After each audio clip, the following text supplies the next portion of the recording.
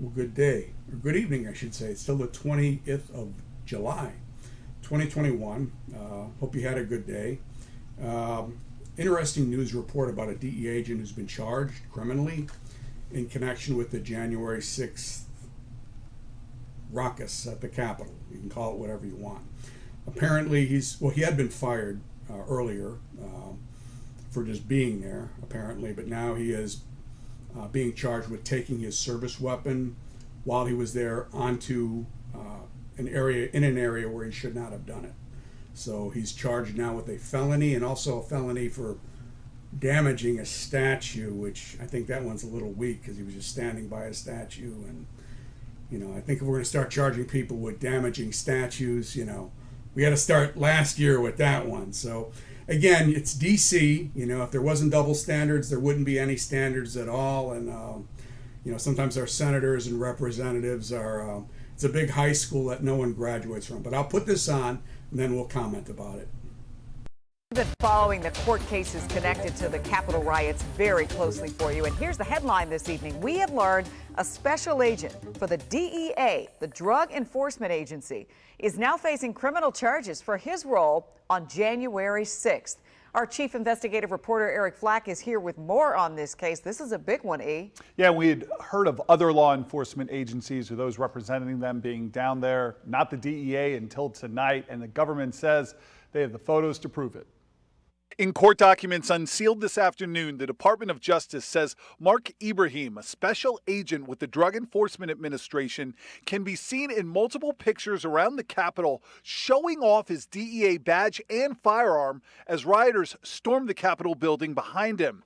He's facing 4 criminal counts, 3 of them felonies, including remaining in a restricted grounds with a deadly weapon, then lying about it when questioned by federal investigators, telling them in interviews, quote, "I had my creds, I had my firearm and my badge on me, but never exposed. Not that I know of." It appears Ibrahim had not been with the DEA long. The DOJ says he was a probationary employee who had already given notice of his intention to resign weeks before January 6th and was on personal leave from the DEA when he traveled to Washington from Triangle, Virginia near Quantico.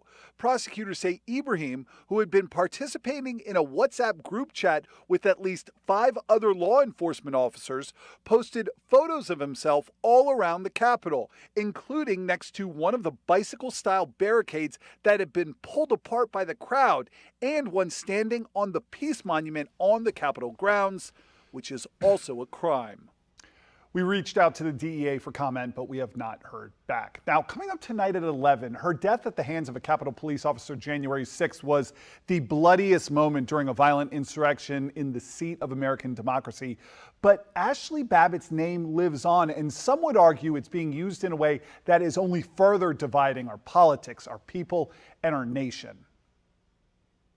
What's important to highlight here is that the glorification of Ashley Babbitt and her death is not actually about her.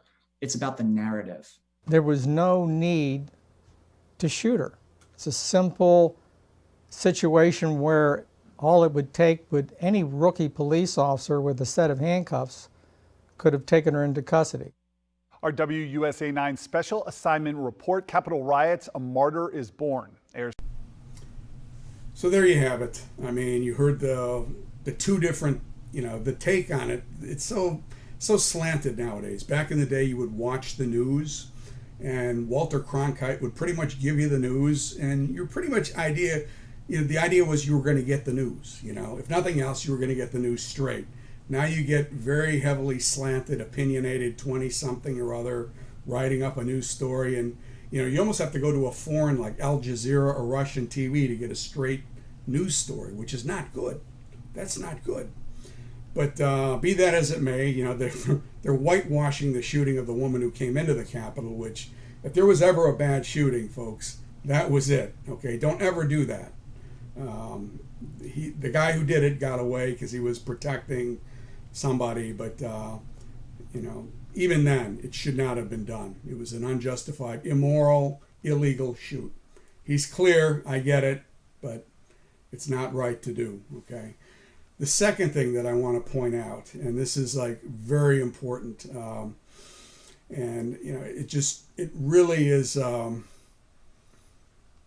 yeah, I mean, just with regards to how things are reported nowadays, with regards to law enforcement. If you look at the Marshal Service, again, I hate to bring him up as an example, but Director Washington, a very good director of the Marshal Service. And whenever you see a report on the Marshal Service on the news, it's a great report about what their agents are doing, what their officers are doing. It's all very positive. You look at DEA, run DEA agent on Google, you see DEA agent indicted, DEA agent did this wrong, DEA agent did that wrong. Now, what is the difference? Well, you have a leader in one agency and you've got an ambitious lawyer in another one. And the current administrator, I have hopes for her. It's a little bit too early to deliver a judgment. She's our third administrator, female administrator in a row, in an agency that's full of men. Doesn't make any sense to me. She has no law enforcement experience whatsoever. She's a professional climber. And usually these people are very camera shy and they're adverse to anything that will affect their climb to the top, wherever that's going to be.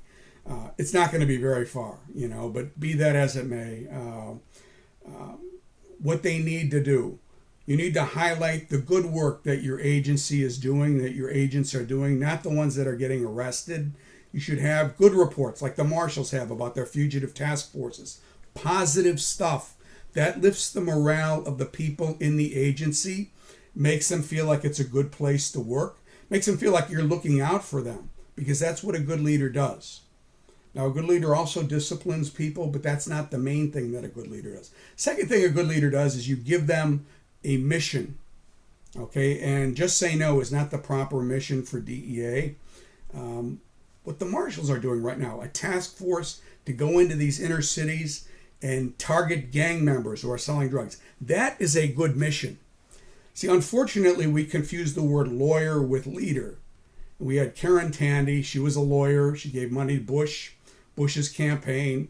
She was the Radio Shack Harris. She was a disaster as an administrator. The next one was Michelle Lenhart. She was a career agent, but she didn't have a lot of enforcement experience.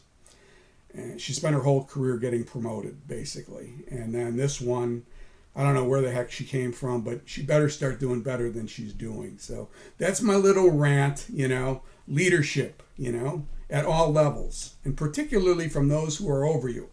A clear mission and recognition for the work that your agents are doing. Not just for yourself, okay?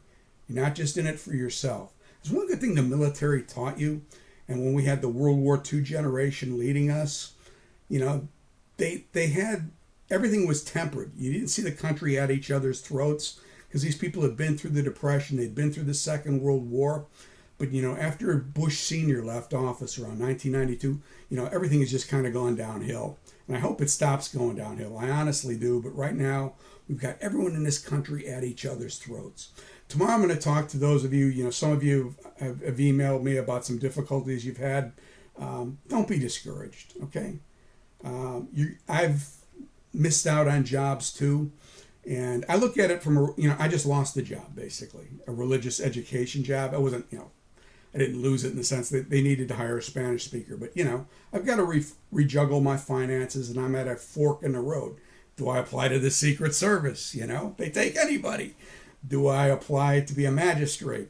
Do I just sit around and do nothing all day? It's make videos in my basement, whatever, but always, whenever you have a setback, there's a reason, there's something to be learned from it. And I had plenty of setbacks when I was a young man. I'll talk to you more about that tomorrow. But don't get discouraged, okay? And have a good night.